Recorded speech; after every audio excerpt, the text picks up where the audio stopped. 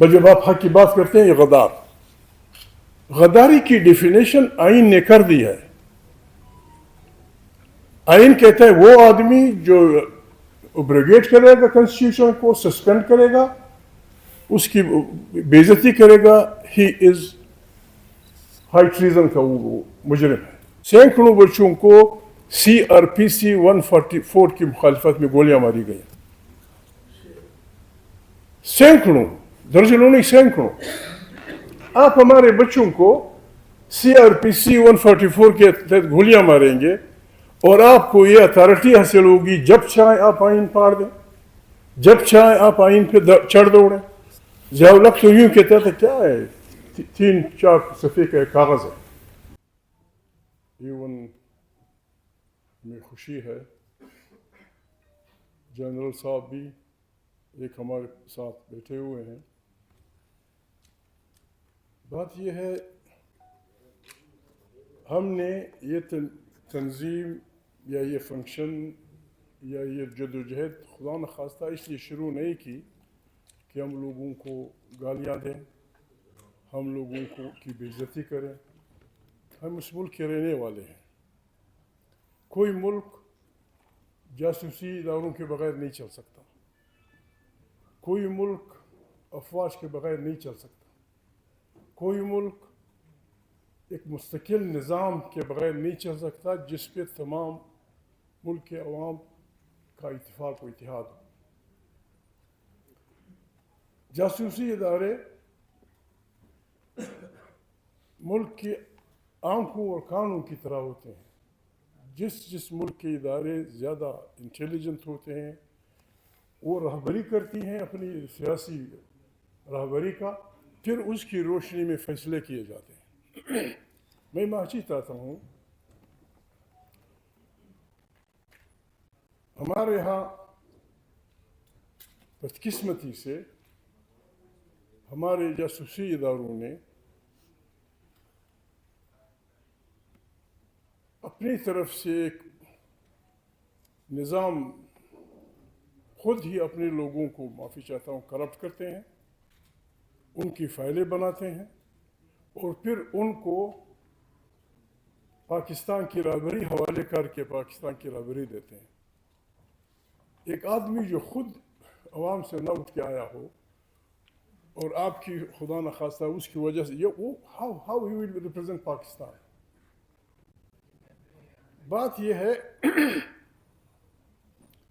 یہاں بڑے پڑھے لکھے لوگ موجود ہیں. یہ جو نسخہ ہمارے دوست استعمال کر رہے ہیں، یہ نسخہ پرانے سوویت یونین میں فیل ہو چکا.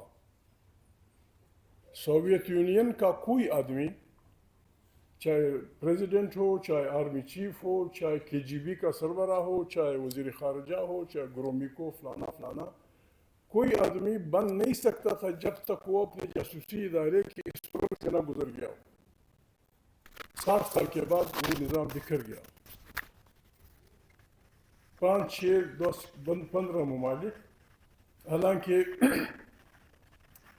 لٹریسی ریٹ ان کا 100% تقریباً تھا، گزارے کے مکانوں کو مل چکے تھے، تعلیمی ادارے تھے. then why they separated from Soviet Union؟ ہمارے خیال میں بڑے عالم فاضل لوگ بیٹھے ہیں، میں دانشور تو نہیں ہوں، دانشخوروں میں اپنے کو شمار کرتا ہوں. بات یہ ہے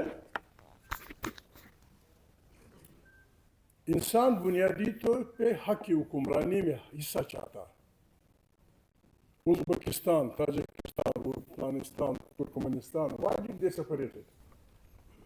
سوویت یونین کیا کابری نے بس یہ مہربانی کی، حالانکہ ان کے ارسینلز میں آج بھی اتنے خطرناک ہتھیار پڑے ہوئے ہیں کہ وہ اس پلینٹ کو 2 دفعہ تباہ کر سکتے ہیں.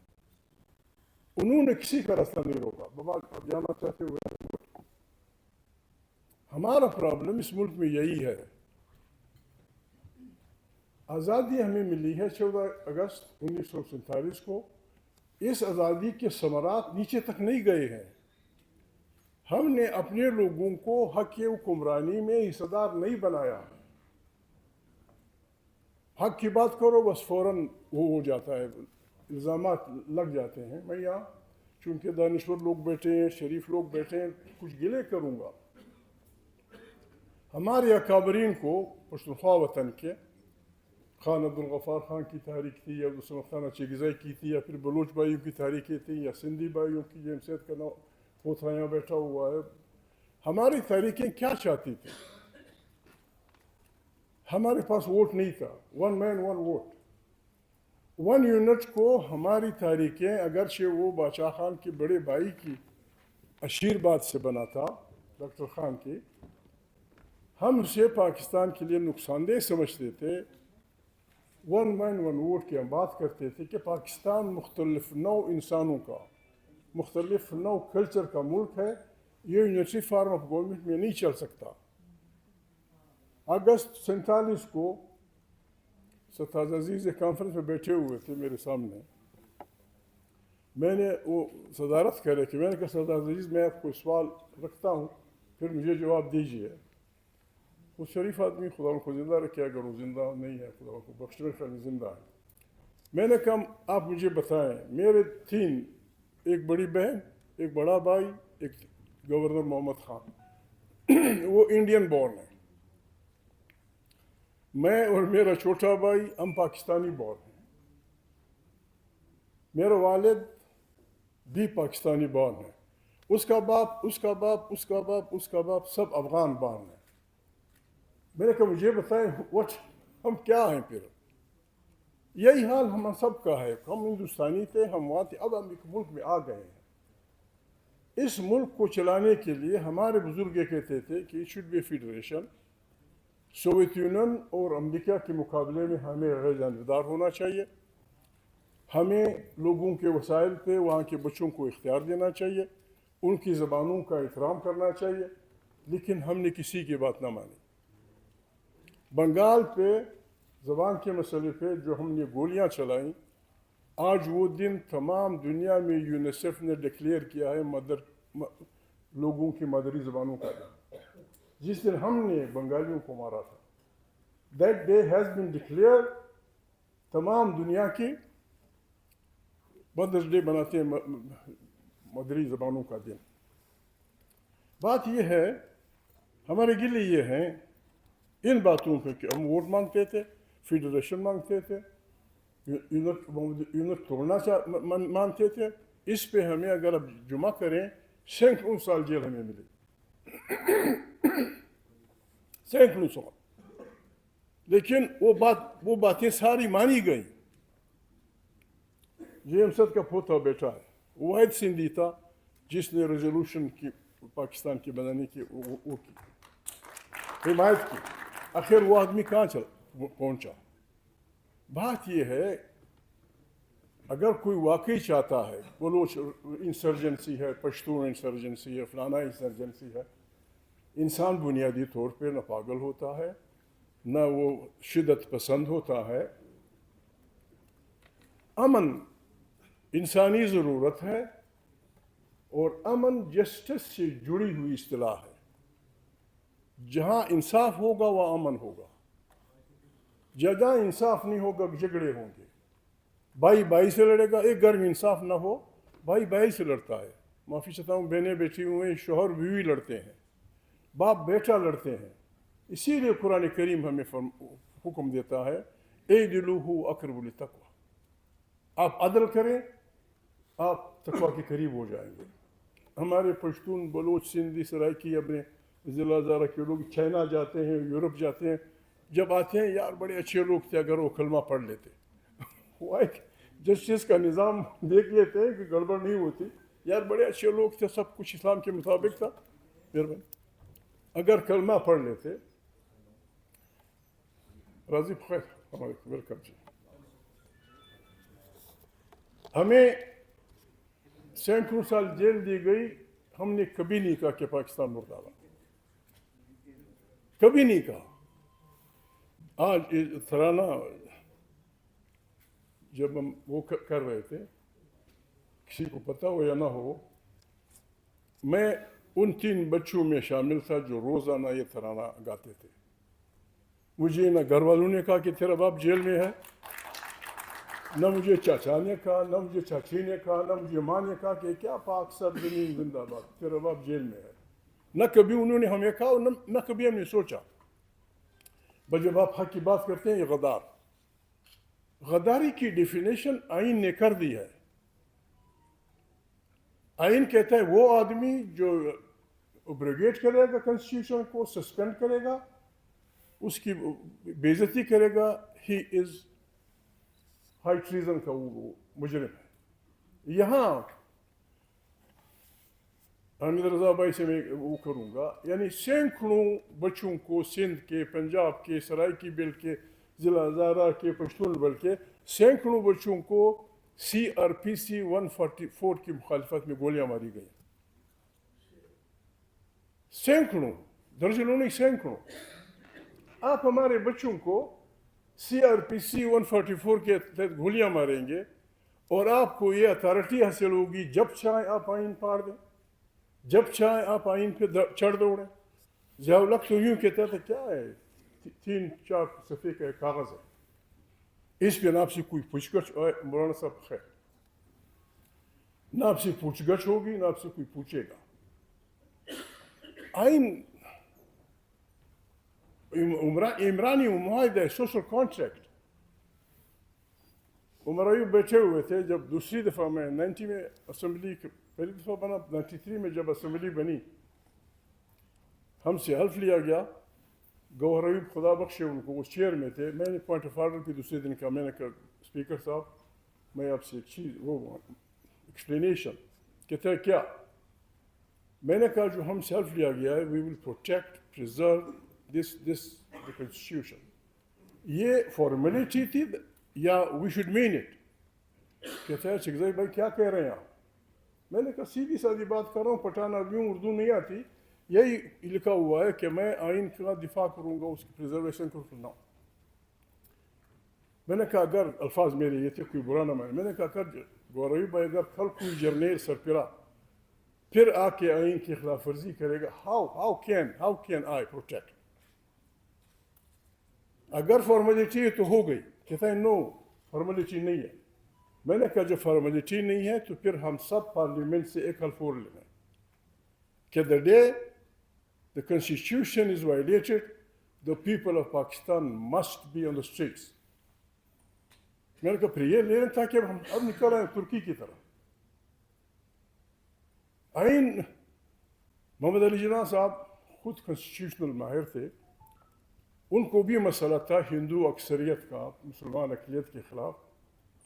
جب وہ ان پہ امپوز نہیں کیا گیا تھا، نہیں کیا گیا ہندوستان کی تقسیم، کرپس مشن جب آیا تو ہندوستان کو 3 گروپس میں 1, 2, 3. محمد علی جناح صاحب 1946 تک was the supporter of that scheme.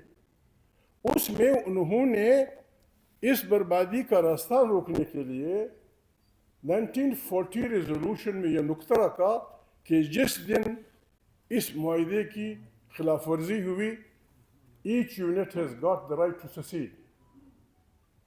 مرحوم بزنجو صاحب کو خدا جنت نصیب کرے، انہوں نے ایک ڈرافٹ لکھا تھا کہ پھر ہمیں بھی اب لوگوں سے بھی یہ خطرہ صبح شام رہتا ہے چونکہ آپ آئین کو درخور اتنا نہیں سمجھتے، پھر ہمارے آئین میں بھی یہ لکھ دیجئے کہ the day the constitution is violated, Sindhi یا بلوچ یا Pashtun they should have the right to secede. ورنہ پھر آپ نہیں روکتے. ہم ایسا نہیں کرنا چاہتے. ہم آئین ایک مقدس وہ ہے. 5 وزیر اعظم، ایک پانسی ہوا، عمران the last one مشکل میں ہے، جیل میں ہے.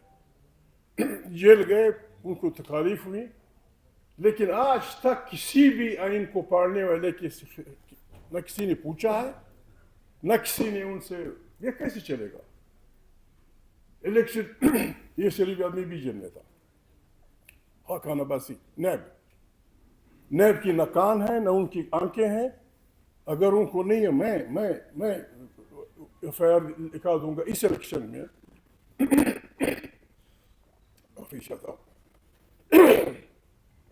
8 فروری کے انتخابات میں جس انداز میں آئین کی دھجیاں اڑائی گئیں، جس انداز میں زر اور زور کی بنیاد پہ جیتے ہوئے لوگوں کو ہروایا گیا، جس انداز میں بچوں بیٹیوں کی بےعزتیاں ہوئیں، یہ تاریخ میں کہیں نہیں ہوا.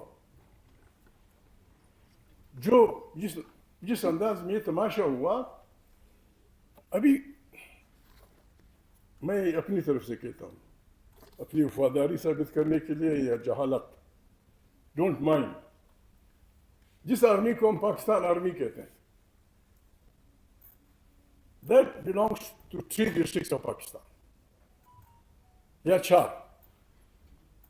اگر کل یہ سندھی بھائی، سندھی مانو، اور یہ ان کا حق ہے، ہمارا بھی حق ہے، بلوچ بھائی، کہ بھائی ہم اس ملک کے رہنے والے ہیں، ہمارا حصہ فوج میں کہاں ہے؟ Where is Sindhi general? کہاں ہے سندھی بریگیڈیئر؟ کہاں ہے سندھی کرنل؟ کہاں ہے سندھی سپاہی؟ کہاں ہے بلوچ؟ کہاں؟ ہم یہ سب کچھ کرتے ہیں، پھر بھی ہمیں نہیں چھوڑا جا رہا. ہم اس ملک میں حق حکمرانی میں حصہ چاہتے ہیں. آسان نسخہ ہے، میں سب کا ماما بھی ہوں، چاچا بھی ہوں، بھائی بھی ہوں. آپ بلوچ وطن کے ساحل و وسائل پہ ان کا حق، ان کے بچوں کا سارا نہیں، ان کا حق تسلیم کر دیں، کنسٹیٹیوشنل رائٹ، کہ آپ کے ساحل و وسائل پہ پہلا حق آپ کے بچے کا ہوگا. اس بغاوت کی ہوا نکل جائے گی. حمیدہ مرزا میری بہن بیٹھی ہوئی ہیں، سائیں بیٹھا ہوا ہے، یہ سندھی میرے دوست ہیں. آپ آج ان کو کنسٹیٹیوشنل گارنٹی دے دیں کہ سندھ کے ساحل و ساحل پہ سارا سندھیوں کے حوالے نہ کریں، ٹھیک ہے، ابھی لے جائیں. آپ ان کو یہ گارنٹی دے دیں کہ پہلا حق آپ کے بچے کا آپ کے ساحل و ساحل پہ. یہ ساری باتیں اپنی جگہ آ جائیں گی. وہ تب ہوگا جب آپ آئین کا احترام کریں گے، جب ایک صحیح جمہوری انداز میں منتخب پارلیمنٹ طاقت کا چشمہ ہوگی. بڑی مشکلوں کے بعد پاکستان میں فیڈریشن بنی، بائی لینگول، بائی کیمرہ. یہاں عالم فاضل لوگ بیٹھے، بائی کیمرہ وہ ان ملکوں میں ہوتا ہے جہاں ایک بائی اکثریت میں ہوتا ہے، تو اس کی اکثریت سنبھالنے کے لیے دوسرا ہاؤس بنا دیا جاتا ہے جہاں قومیتوں کی برابری ہوتی ہے. تو اس آبادی کو کنٹرول رکھنے کے لیے پھر سینیٹ برابری کی بنیاد پہ اس کو کنٹرول کرتا ہے. آپ نے سینیٹ تو بنا لیا، سینیٹ کی حیثیت کیا ہے؟ اس کو مونیٹری بل میں حصہ نہیں ہے، وہ اپوائنٹمنٹ میں کچھ نہیں کرتا. اگر ہم نے اس ملک کو چلانا ہے، the senate must have equal powers قومی اسمبلی کی طرح، جہاں پھر ہم سندھی، بلوچ، سرائکی، پٹھان سب مل کے کام کریں گے. یہ پاکستان کے لیے اگر اسے بہتر نسخہ کوئی لا سکتا ہے، بسم اللہ، آئے، بسم اللہ پیش کریں. یہ کیسے ہوگا؟ ایک میرا گلہ ہے، ایک میرا سیاسی پارٹیوں سے بہت وہ ہے، بڑی بڑی پارٹیوں سے. ذکر خیر میرے دوست نے بڑے اچھے انداز میں کیا. پہلا مسئلہ لگا، 1 2 4 ایسے ججز تھے جنہوں نے آئین کے احترام میں حلف نہیں لیا، اپنے بچوں کے پیٹ پہ لات ماری، تنخواہیں گئیں، مراعات گئیں. وہ غریب تاریخ کی تاریکیوں میں فارغ ہو گئے.